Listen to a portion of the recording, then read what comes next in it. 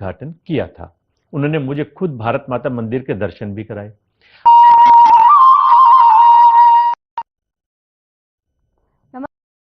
साथ अंकिता पाल बुलेटिन की शुरुआत करते हैं। प्राकृतिक सौंदर्य और जैव विविधता से भरपूर राजभवन देहरादून में बहुत ही जल्द बटरफ्लाई गार्डन बनकर तैयार हो जाएगा।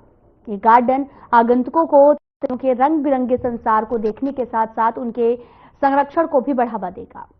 और इस संबंध में राज्यपाल लेफ्टिनेंट जनरल गुरमीत सिंह ने भी प्रमुख वन संरक्षक डॉक्टर धनंजय मोहन और साथ ही वन विभाग के अन्य अधिकारियों के साथ चर्चा की है। प्रमुख वन संरक्षक डॉक्टर धनंजय मोहन ने बताया कि गार्डन की कार्य योजना तैयार कर ली गई है। उन्होंने ये भी बताया कि गार्डन में तितलियों के लिए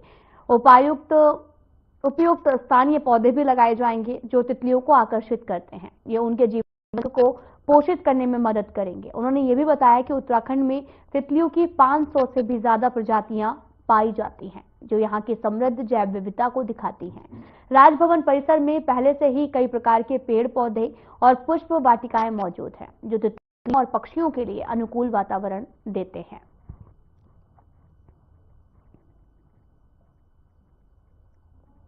आपको बताते चले कि राज्यपाल ने वन अधिकारियों से बातचीत की है। दरअसल यहाँ पर बटरफ्लाई के लिए यहाँ पौधे भी लगाए जाएंगे। तितलियों के लिए पौधे जो हैं वो लगाए जाएंगे जिन्हें बटरफ्लाई जो हैं आकर्षित करते हैं। और यहाँ पर आपको ये भी बताते चलें कि 500 से भी अधिक तितलियों की प्रजातियां पाई जाती हैं और जिन्हें जगह पर देखने का लोगों को मौका मिलेगा। और इस पर बातचीत जो है वो लगातार चल रही है और एक गार्डन जो है वो बनकर तैयार हो जाएगा जहां पर आगंतुकों के लिए उसे खोला जाएगा।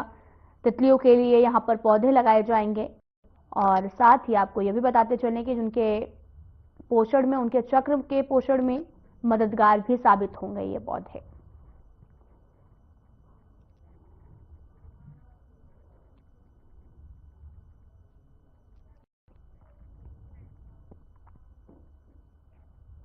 तो बड़ी खबर इस वक्त की, सीएम पुष्कर सिंह धामी का हल्द्वानी दौरा होने वाला है। जॉली ग्रांट एयरपोर्ट से हेलीकॉप्टर से करेंगे प्रस्थान।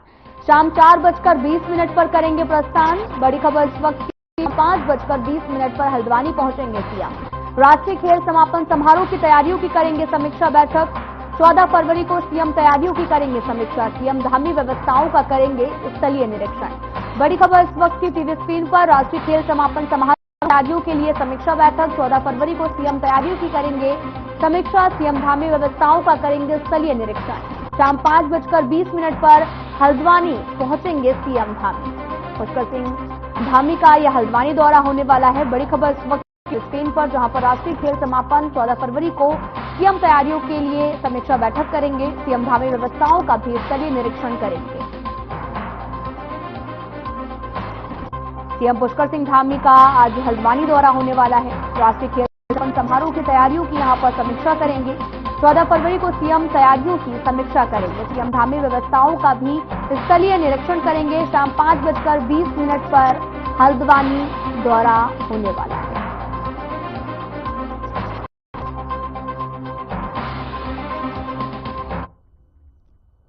कृषि मंत्री गणेश जोशी ने प्रधानमंत्री फसल बीमा योजना के तहत उत्तरकाशी के किसानों की सेब की फसल का मुआवजा जल्द देने के निर्देश दिए हैं। साथ ही उन्होंने देरी की वजह से जांच के निर्देश भी दिए हैं।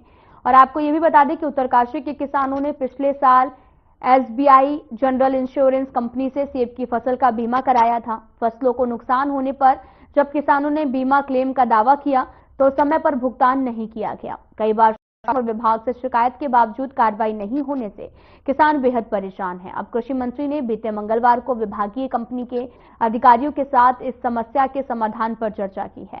बीमा भुगतान में देरी पर नाराजगी जताते हुए उन्होंने जल्द कार्रवाई के भी निर्देश दिए हैं।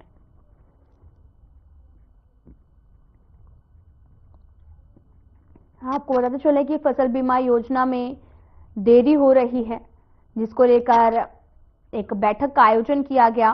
फसल बीमा भुगतान देरी की बातें कही गई हैं। कृषि मंत्री ने इस पर नाराजगी भी व्यक्त की है। मुआवजा जारी करने के निर्देश भी दिए गए हैं। कृषि मंत्री ने इस पर नाराजगी भी व्यक्त की है।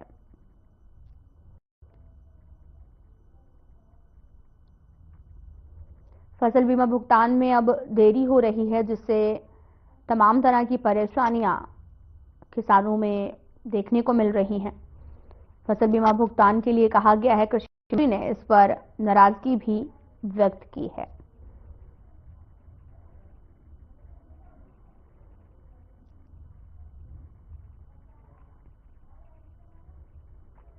आपको बताते चले कि मुआवजा जारी करने के निर्देश दिए गए हैं। पूरा मामला देहरादून से है। दरअसल फसल बीमा का भुगतान बहुत देरी से हो रहा है, जिस दौरान किसानों को तमाम तरह की परेशानियों का सामना भी करना पड़ रहा है, जिसको लेकर तमाम तरह के बैठकें जो हैं वो आयोजित की गई और निर्देश भी यहां पर दिए गए हैं। कृषि मंत्री ने इस पूरे मामले पर नाराजगी भी व्यक्त की है।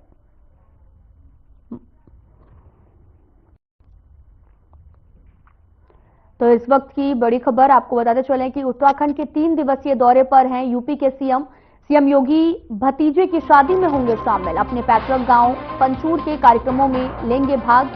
आज शाम 5 बजे अपने पैतृक गांव पहुंचेंगे सीएम योगी। 6 फरवरी को किसान मेले में होंगे शामिल। 7 फरवरी को कई कार्यक्रमों में लेंगे हिस्सा।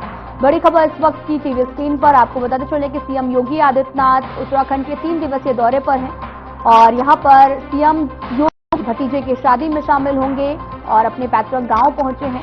आपको बताते चले कि शाम 5 बजे अपने पैतृक गांव पहुंचेंगे सीएम योगी। 6 फरवरी को किसान के बीच में पहुंचेंगे। उत्तराखंड के 3 दिवसीय दौरे पर हैं सीएम योगी आदित्यनाथ। अपने भतीजे की शादी में शामिल होंगे, कई कार्यक्रमों में हिस्सा लेंगे 7 तारीख को और 5 बजे आज अपने पैतृक गांव पहुंचेंगे। 6 फरवरी को किसान मेले में भी शामिल होने की बात कही गई है। दरअसल 3 दिनों के दौरे पर सीएम योगी आदित्यनाथ हैं। बड़ी खबर वक्त की टीवी स्क्रीन पर, जहां पर आपको बताते चले कि 7 फरवरी को कई कार्यक्रमों में भी हिस्सा लेंगे। शाम 5 बजे आज पैतृक गांव पहुंचेंगे सीएम योगी। 6 फरवरी को किसान मेले में भी शामिल होंगे। पौड़ी से इस वक्त की बड़ी खबर, उत्तराखंड के 3 दिवसीय दौरे पर हैं यूपी के सीएम योगी आदित्यनाथ। 7 फरवरी को कई कार्यक्रमों में भी हिस्सा लेंगे। अपने भतीजे की शादी भी अटेंड करेंगे और साथ ही 6 फरवरी को किसान मेले में भी शामिल होंगे। उत्तराखंड में आयोजित हो रहे नेशनल गेम्स में ताइक्वांडो को लेकर इंडियन ओलंपिक संघ के पत्र के बाद में मची खलबली के बीच में हल्द्वानी के इंदिरा गांधी स्पोर्ट्स कॉम्प्लेक्स में ताइक्वांडो प्रतियोगिता शुरू होने वाली है, जहां पर ओलंपिक संघ द्वारा तैनात किए गए नए निर्देशक दिनेश कुमार ने बताया कि 30 राज्यों के 245 खिलाड़ी ताइक्वांडो प्रतियोगिता में हिस्सा लेने के लिए हल्द्वानी पहुंच गए हैं। उनकी ये जिम्मेदारी दी गई है कि ताइक्वांडो प्रतियोगिता पूरी तरह से निष्पक्ष पारदर्शी तरीके से कराई जाए, जिनका फरवरी को समापन होगा।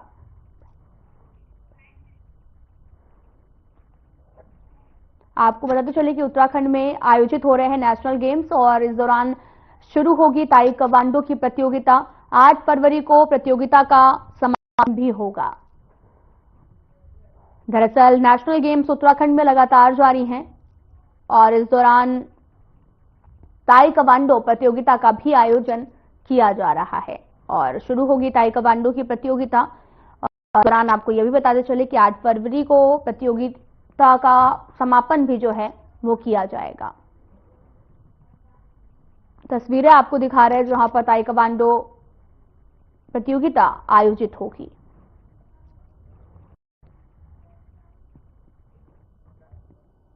Go with the rule. We are not going to disturb any athletes, their preparation.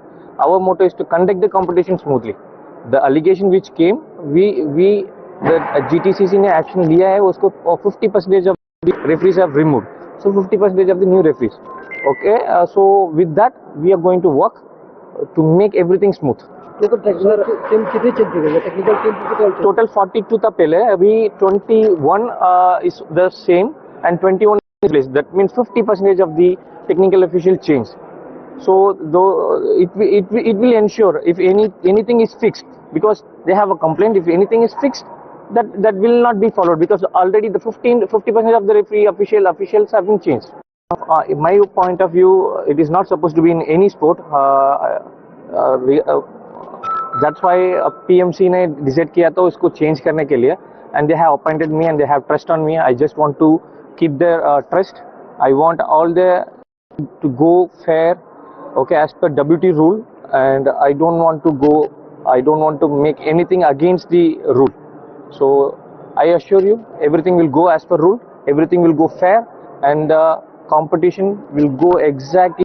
We will keep the motto of this national game. Dehradun नगर निगम के कर अनुभाग ने हाउस टैक्स जमा नहीं करने करीब वाले 15,000 कॉमर्शियल हाउस टैक्स धारकों को नोटिस जारी किया है। इनमें से 460 बड़े बकायेदार हैं और जबकि 50 से 1 लाख रुपए तक के टैक्स धारकों की संख्या लगभग 3,000 है। नगर आयुक्त नमामि बंसल ने सख्त लहजे में कहा कि बकायेदारों को अवशेष राशि पर 12% जुर्माना जमा करना होगा। इसके अलावा चालू वित्तीय वर्ष का टैक्स जमा करने पर 20% तक की छूट दी जाएगी और कर अनुभाग ने भी इस वित्तीय वर्ष में 60 करोड़ रुपए हाउस टैक्स एकत्रित करने का लक्ष्य रखा है।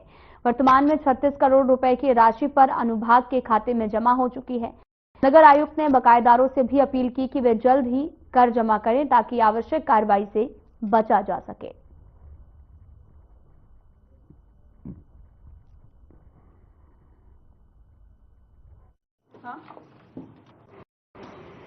हमारी कई श्रेणियां हैं। कुछ बड़े बकायेदार हैं जो कि लगभग 460 हैं। उसके अलावा 1 लाख से 50,000 तक के जो बकायेदार हैं वो लगभग 3,000 उनकी संख्या है। इस प्रकार से कुल मिलाकर के 14 से 15,000 हमारी सारे बकायेदार की संख्या है और उन्हीं को बिल के रूप में बिल भेजा गया है प्रॉपर्टी टैक्स का जो उनका इस वित्तीय वर्ष का ड्यू है और उसी को एक नोटिस के फॉर्म में रिमाइंडर के तौर पर भेजा गया है कि वो ससमय अपने हाउस टैक्स से और किसी भी प्रकार की अनावश्यक कार्रवाई से बचें।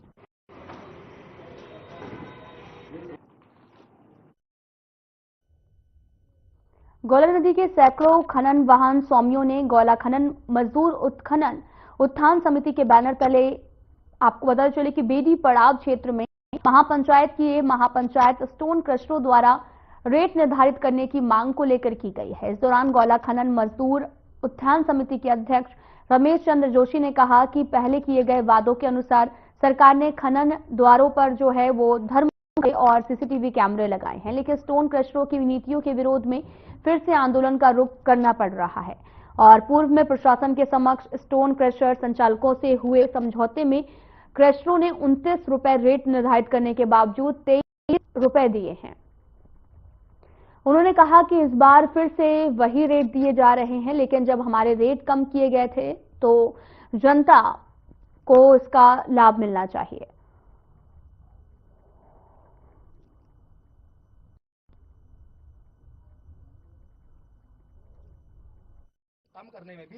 एक्चुअली सबसे बड़ी समस्या क्या है कि क्रशर स्वामियों ने वाहन स्वामियों को ऐसा समझ लिया है कि जैसे वो उनसे भीख मांग रहे। ये लगातार इनका हर बार का एक नया सिस्टम है। जैसे पिछले साल 33 रुपए रेट खुला था, तो क्रशर स्वामियों ने 33 रुपए के रेट को लाते 29 रुपए 50 पैसे में ला दिया। पिछली बार क्रशर स्वामियों की ओर से एक पत्र हमें दिया जिसमें उन्होंने कहा कि भाई हमारा जो आखिरी रेट होगा उस रेट पर हम रेट दे पाएंगे आपको। हमने उप जिलाधिकारी और तहसीलदार महोदय और सिटी मजिस्ट्रेट के समक्ष ये तय हुआ। उसके बाद भी हमने रेट 29 रुपए 50 पैसे और 29 रुपए ले लिया, लेकिन क्रशर स्वामियों की हरदंडिता है और उनकी अपनी यूनियन 10-12 लोगों की छोटी यूनियन है, वो लोग अपना तय कर लेते हैं और उन्हें 29 रुपए से वो रेट लाते 21 रुपए में लाकर खड़ा कर दिया। और क्या है इसमें पूरा? देखिए, इस बार जो है हमारे आंदोलन का कोई मूड नहीं था। सरकार मांगों को पूरे करते हुए जा रही थी। हमारे कांटे भी लग गए थे, सीसीटीवी कैमरे भी लग गए थे, लेकिन लास्ट में जो स्टोन क्रशर की जो नीति है वो सही नहीं हो पाने के कारण हमें फिर आंदोलन करना पड़ रहा है। फिर हमें इस महापंचायत को करना पड़ रहा है क्योंकि स्टोन क्रशर हमें उचित रेट नहीं दे पा रहा है। अब उन्होंने पिछले बार हमें जो है 29 रुपए का रेट प्रशासन के सामने तय करने के बाद हम 23 रुपए के रेट में आए। हम कहते हैं हमारा रेट आप गिराइए, लेकिन आप पब्लिक को भी तो फायदा पहुंचाइए, अपना भी तो क्रश्ड माल को कम रेटों में बेचिए। मार्जिन उसी रेट पे बेचते हैं। आज 95 रुपए कुंटल रेता बेच रहे हैं और हमें कहते हैं कि आप 28 रुपए का भाड़ा लें, तो ये कहीं से कहीं तक नहीं है ना। वो अपना मार्जिन पूरा 45 से 50 रुपए लेना चाहते हैं। तो हम चाहते हैं कि हम गरीब आदमी, हमारी गाड़ियां फाइनेंस है, हम जो है खुद गाड़ी चलाने वाले हैं, हम बेरोजगार है, आप हमें भी कुछ भाड़ा दीजिए। हम अपनी गाड़ी में 500 रुपए नहीं बचा पा रहे और ये अपने जो है 1 कुंटल में 55 रुपए 60 रुपए कमा रहे हैं।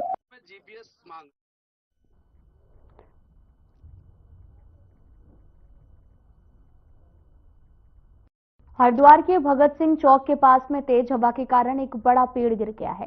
तो इसकी चपेट में स्कूटी सवार दो बहनें आ गई। हादसे में आंचल की मौके पर ही मौत हो गई है, जबकि उसकी बहन सोनिया गंभीर रूप से घायल हो गई है, जिसे तुरंत हायर सेंटर रेफर किया गया। दोनों बहनें तिबड़ी की रहने वाली थी और हादसा गांधी पार्क के पास हुआ। घटना की सूचना मिलते ही रानीपुर थाना पुलिस मौके पर पहुंची। राहत कार्य शुरू किया गया और पुलिस ने बताया कि पेड़ हटाने का काम जारी है और मामले की जांच की जा रही है। अस्पताल प्रशासन के अनुसार सोनिया की हालत भी नाजुक बनी हुई है।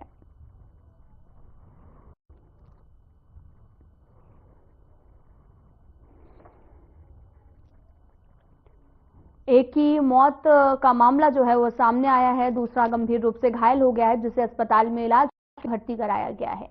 चपेट में स्कूटी सवार युवतियां भी आई हैं, जिसमें से एक की मौत हुई है, दूसरा गंभीर रूप से घायल है और जिसे अस्पताल में इलाज के लिए भर्ती कराया गया है। दरअसल तेज हवा से स्कूटी पर अचानक से पेड़ गिर गया। इसमें दो स्कूटी सवार युवतियां आ गई हैं। एक युवती को गंभीर चोट आई है, जिसे अस्पताल में भर्ती कराया गया और एक की मौके पर मौत हो गई है।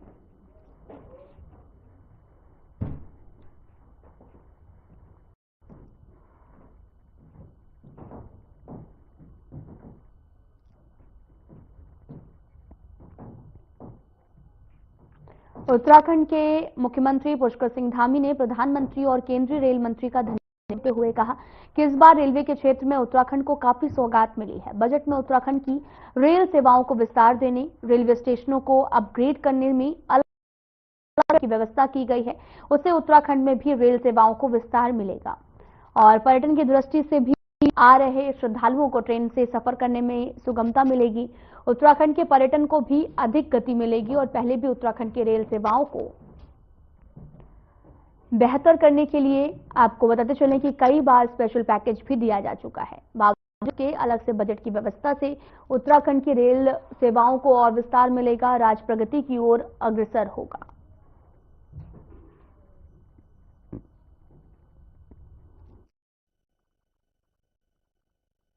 कितना हो सकेगा?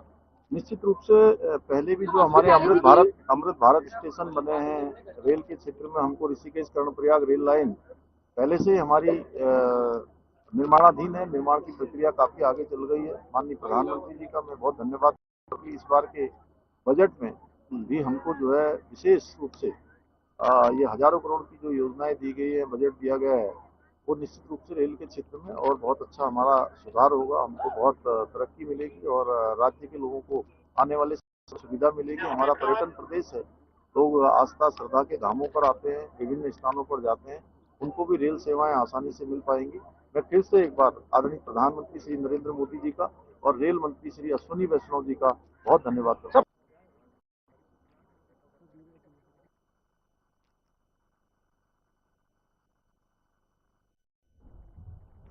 मुख्यमंत्री पुष्कर सिंह धामी ने देहरादून के सर्व मैदान में आयोजित मानक मेले कार्यक्रम में हिस्सा लिया। इस अवसर पर उन्होंने भारतीय उत्पाद की गुणवत्ता और वैश्विक प्रतिस्पर्धा में बनाए रखने के लिए मानक ब्यूरो की भूमिका पर विशेष जोर दिया। मुख्यमंत्री ने अपने संबोधन में कहा, हमारे विकसित भारत के संकल्प को पूरा करने में भारतीय मानक ब्यूरो की बहुत महत्वपूर्ण भूमिका है। भारतीय उत्पाद केवल अंतर्राष्ट्रीय स्तर पर ही नहीं बल्कि उसमें भी उच्च स्तर के होने चाहिए। इसे सुनिश्चित करने में BIS महत्वपूर्ण भूमिका निभा सकता है।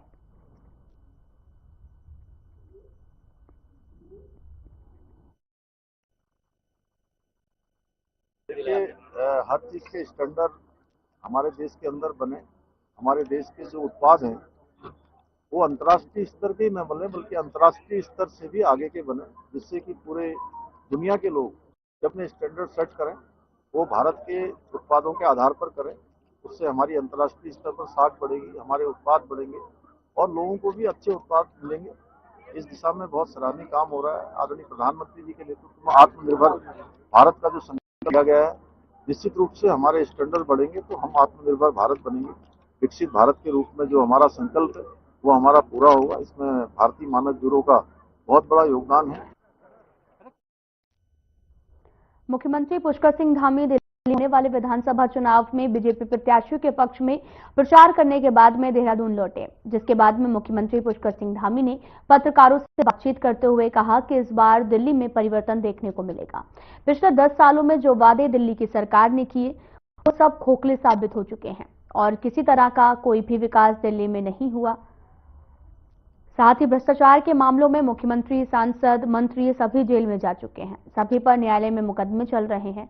उन्होंने कहा कि इस बार दिल्ली में भी बीजेपी की ऐतिहासिक जीत होने के साथ ही बीजेपी की सरकार बनने जा रही है।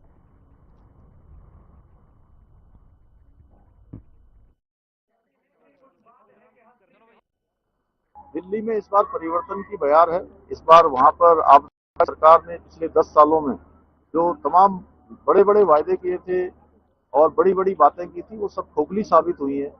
10 सालों में कोई विशेष काम वहां पर हुआ नहीं है। इस यमुना जी की सफाई नहीं हुई, दिल्ली प्रदूषण मुक्त नहीं हुई, मोहल्ला क्लिनिक खुले नहीं, उल्टा डाले हो गए, घपले हो गए। भ्रष्टाचार के मामलों में उनके मंत्री, मुख्यमंत्री, उप मुख्यमंत्री, सांसद सभी जेल में गए हैं और सभी के ऊपर अभी भी जो है न्यायालय में मुकदमे चल रहे हैं। निश्चित रूप से देश के अंदर लोग की सरकारों को आज प्राथमिकता दे रहे हैं। विधानसभा स्थित सभागार कक्ष में कौशल विकास मंत्री सौरभ बहुगुणा ने आईटीबीपी द्वारा कौशल विकास विभाग में युवाओं को प्रशिक्षण एवं रोजगार उपलब्ध कराने के संबंध में समीक्षा बैठक की है। मंत्री ने कहा कि कौशल विकास विभाग आईटीबीपी द्वारा प्रदेश के युवाओं को प्रशिक्षण एवं रोजगार उपलब्ध किए जाने के लिए कार्य योजना पर कार्य किया जा रहा है, जिसमें आईटीबीपी द्वारा युवाओं को राफ्टिंग एवं माउंटेनियरिंग जैसे साहसी खेलों में प्रशिक्षित किया जाएगा। प्रशिक्षित युवाओं को रोजगार भी प्रदान किया जाएगा। कौशल विकास मंत्री ने कहा कि प्रदेश में इस तरह की यह पहली पहल की जा रही है, जिसमें युवाओं को प्रशिक्षण के साथ साथ रोजगार भी उपलब्ध किए जाने के विभाग आईटीबीपी के साथ पहल कर रहा है। उन्होंने कहा कि 16 युवाओं के बैच के प्रशिक्षण पर होने वाला व्यय जो है वो कौशल विकास विभाग द्वारा वहन किया जाएगा, जबकि युवाओं को प्रमाण पत्र, रोजगार हेतु प्लेसमेंट देने का कार्य आईटीबीपी द्वारा किया जाएगा।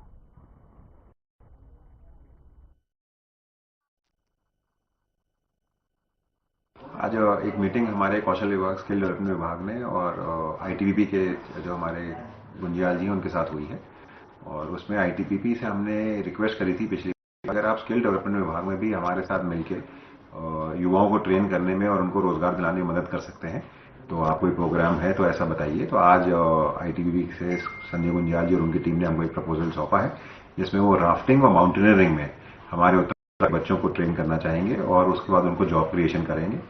ये पहली बार पहल होगी कि स्किल डेवलपमेंट विभाग और आईटीबीपी फिर एमओयू साइन करेगा और उसमें 16 बच्चों का एक बैच होगा जिसका जो भी खर्चा है वो स्किल डेवलपमेंट विभाग देगी।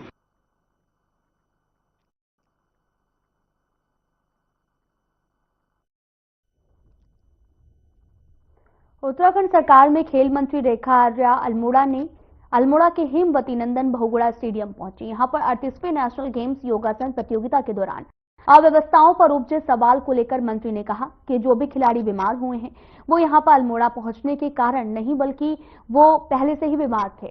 खिलाड़ी अल्मोड़ा आने से बहुत खुश हैं, वो दोबारा से अल्मोड़ा आना चाहते हैं और पत्रकारों के विवाद वाले सवाल पर कहा कि कुछ ये चाहते थे कि नेशनल योगासन गेम्स अल्मोड़ा में हो, इसलिए वो लोग बेवजह ऐसी बातें कर रहे हैं।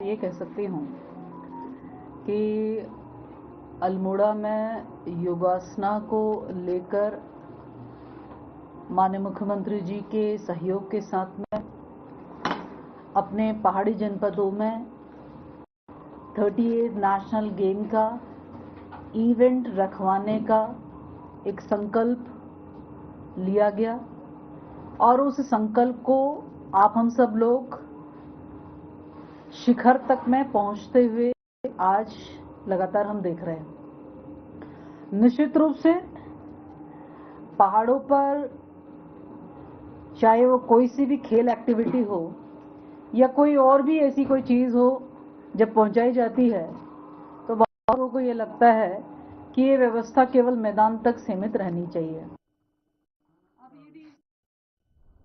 फिलहाल में इतना ही। नमस्कार।